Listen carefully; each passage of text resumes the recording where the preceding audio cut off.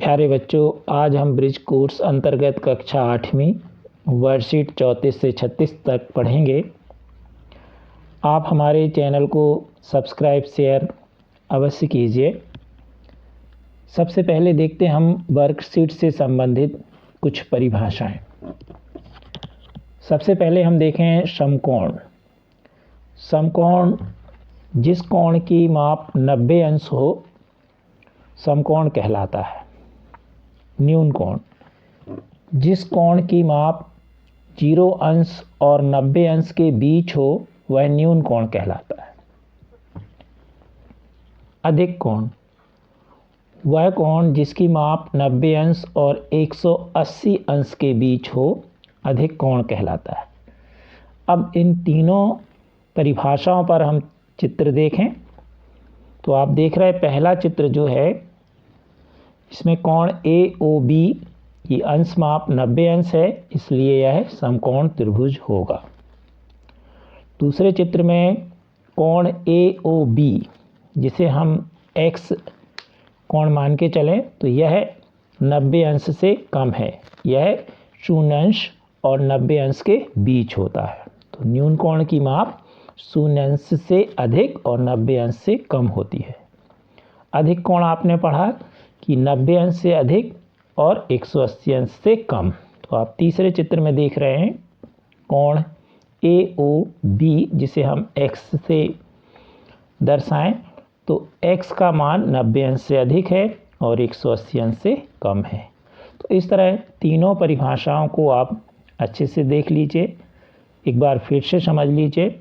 वह कोण जिसकी माप 90 अंश हो समकोण, और समकोण को इस तरह के कोण के निशान से दर्शाते हैं। वह कोण जिसकी अंश माप 0 अंश से अधिक और 90 अंश से कम हो न्यून कोण कहलाता है। वह कोण जिसकी अंश माप 90 अंश से अधिक और 180 अंश से कम हो वह अधिक कोण कहलाता है। अब हम देखते हैं कुछ और कोण। प्रतिवर्ती कोण जिस कोण की माप 180 अंश और 360 के बीच हो वह पुनर्युक्त या प्रतिवर्ती कोण कहलाता है। तो यहाँ पर आप देख रहे हैं x का मान 180 अंश से अधिक और 360 से कम हो। ऋजु कोण जिस कोण की माप 180 अंश हो वह ऋजु कोण कहलाता है। संपूर्ण कोण जिस कोण की माप 360 अंश हो वह संपूर्ण कोण कहलाता है। अब यहाँ चित्र के माध्यम से हम देखें तो यह प्रतिवर्ती कोण है। तो आप ध्यान से देखिए, जैसा चित्र में हम बता रहे हैं कि अगर हम इतने पूरे कोण की माप को देखें तो यह 180 अंश से अधिक है और 360 से कम, इसलिए यह प्रतिवर्ती कोण होगा, ऋजु कोण। तो आप ध्यान से देखिए, ये एक सरल रेखा है और इसके सरल रेखा के एक और कोण बना हुआ है और इसे हम नापें तो यह 180 अंश होगा, इसे हम ऋजु कोण कहते हैं। अब देखें संपूर्ण कोण, तो एक किरण है, किरण के बिंदु पर हम यहाँ मान लीजिए हम बिंदु को लें और एक पूरा चक्कर, एक वृत्ताकार पूर्ण भाग घुमाएं जैसा आप देख रहे हैं, तो यह पूरा कोण होगा 360 अंश जिसे हम संपूर्ण कोण कहते हैं। अर्थात सरल रेखा के किसी बिंदु पर हम किसी भी सिरे से शुरू करें और जिस सिरे से हम शुरू करें उस सिरे से लेते हुए उसी सिरे पर हम पहुंच जाएं, तो इस प्रकार पूरा एक चक्कर जो है वह किसके बराबर होगा, 360 अंश के, अर्थात संपूर्ण कोण। आइए इस पर आधारित हम वर्कशीट देखें। तो वर्कशीट 34, इसमें आपको चित्र भी बने हैं, आप देख सकते हैं। अधिक कोण, समकोण, न्यून कोण, प्रतिवर्ती कोण। इसमें प्रतिवर्ती कोण में यहाँ पर निशान बना है, आप ऊपर तरफ से बना लीजिए, ऋजु कोण और संपूर्ण कोण। अब नीचे जो आपको वर्कशीट में दिया गया है कार्य, कि आपको ये जो डॉट डॉट बिंदु बने हैं इनमें से कोई भी आकृति आपको बनानी है। लिखा है कि कोई भी 3 बिंदुओं को मिलाकर कोई कोण बनाइए। तो हमने मान लीजिए ये वाला बिंदु लिया, ये लिया और लास्ट का ये, और इसको मिला के बनाया। मान लीजिए हमने लाल पेन से बनाया तो यह आकृति हमने इसको नंबर 1 दिया। तो इसमें लिखा है किन्हीं भी 3 बिंदुओं को मिलाकर कोई कोण बनाइए और तालिका में आपको भरना है, और रंगीन से बनाइएगा तो और अच्छा रहेगा। तो हमने लाल से समकोण बनाया है, तो हमने यहाँ डाला है आकृति क्रमांक 1। हमने जिस रंग का उपयोग किया वहाँ हमने लिखा है उपयोग किया गया रंग लाल, और यह चित्रकाय के जो चित्र बना है कोण का, ये काय का है समकोण, तो यहाँ कोण का हमने नाम लिखा।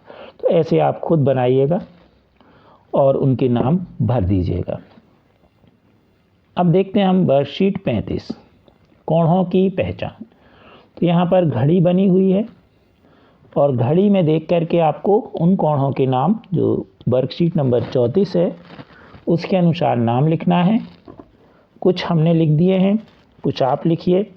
ज़्यादातर आप लिखा करें, और अपने विषय शिक्षक गणित वाले शिक्षक से आप अवश्य चेक करा लें। यदि पूरी वर्कशीट या पूरे सवाल हम हल करके देंगे और आप करे कराए सवाल देखेंगे तो आप स्वयं प्रैक्टिस नहीं करेंगे, और इस प्रकार से आप हो सकता है कि हम जो आपको बताएं वह आपसे बन सकता है, तो इसलिए आप स्वयं भी अधिक सवाल किया करें।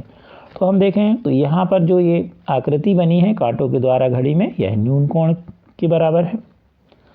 यहाँ पर ये समकोण बन रहा है, कांटा 3 पर, 3 से थोड़ा सा ऊपर चला गया है, 3 के सामने कर लीजिए।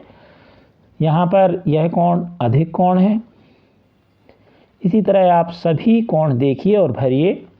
यहाँ पर हमने एक और बताया है कि ये पूरा, यानी मान लीजिए 12 से कांटा चालू हुआ और 12 से जाकर के फिर 12 पे जाएगा, यानी 12 बजेंगे, तो ये मिनट का कांटा पूरा एक चक्कर लगाएगा, तो इस स्थिति में है संपूर्ण कोण होगा। अब हम देखें वर्कशीट 36। अभी जो आपने पढ़ा है कोणों के बारे में, उसी पर आधारित ये प्रश्न है।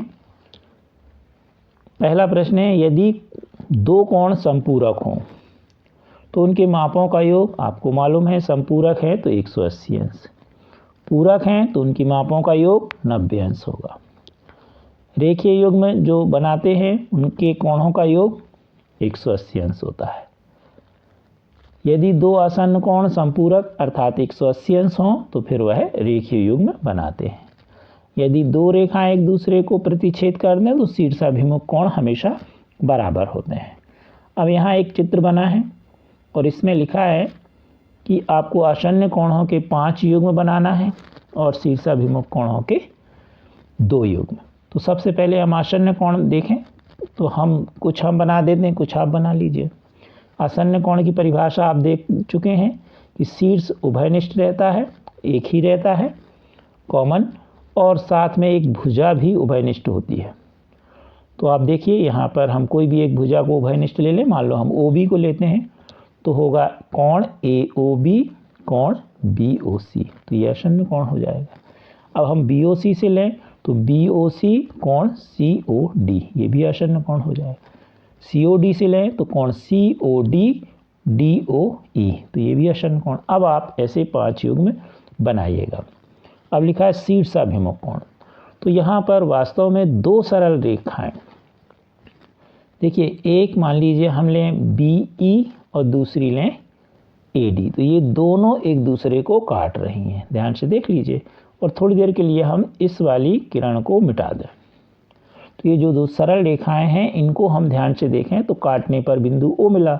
तो यहाँ पर हमने ये संकेतों के द्वारा बताया, तो कोण AOB यानी ये वाला कोण, और इसके जो दूसरी ओर देखें हम शीर्षाभिमुख में तो होगा कोण DOE, तो ये दोनों शीर्षाभिमुख कोण होंगे।